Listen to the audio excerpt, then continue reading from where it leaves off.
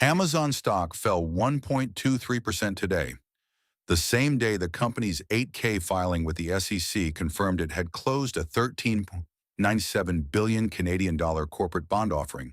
The filing documents the material event and its accompanying financial exhibits, the formal legal record of a transaction disclosed and priced in a single day. This is not a product announcement or an earnings revision. It is a direct addition to the liability side of the balance sheet, and investors are now doing the math on what this new debt load means for Amazon's long-term financial flexibility. The offering breaks into 5 separate bond series, all denominated in Canadian dollars.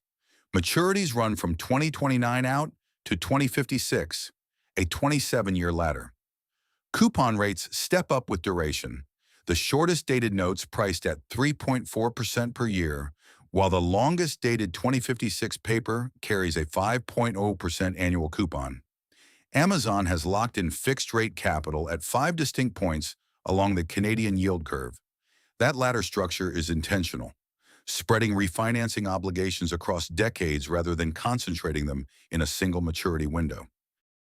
Every bond series flows directly into the interest expense line on the income statement. The coupon payments are fixed obligations. They do not flex with Amazon's revenue performance or economic conditions. For investors who follow free cash flow conversion, how much of operating income actually becomes usable cash after the company meets its financial commitments? A larger and longer debt stack adds a persistent fixed cost to that calculation. The drag runs as far out as the longest dated bonds in this offering. It does not go away until those bonds mature. The market assigns present value weight to that future burden, which is part of why equity holders react even when the new capital could ultimately be deployed productively. Amazon chose to denominate this offering in Canadian dollars rather than US dollars.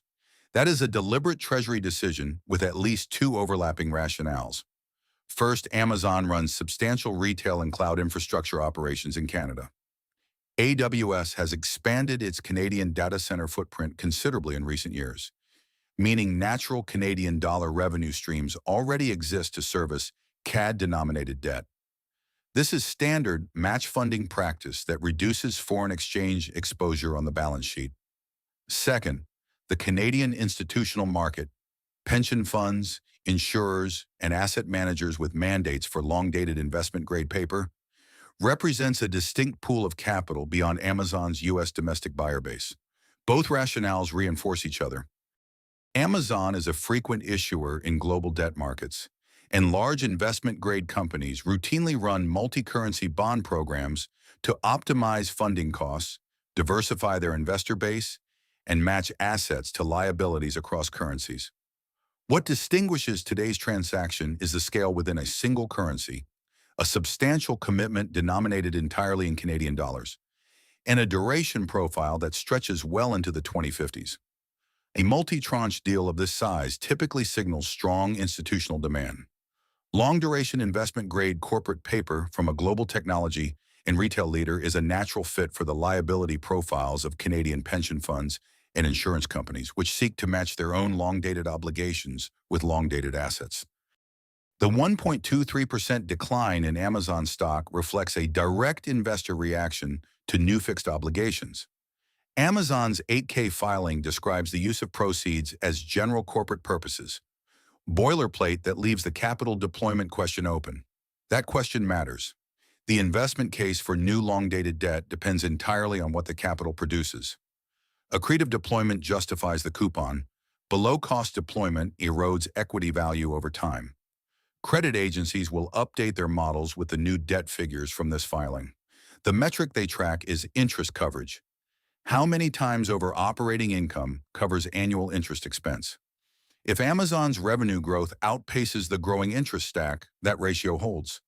If not, it compresses, and compressing interest coverage is the first thing analysts flag when discussing potential pressure on the company's credit designation.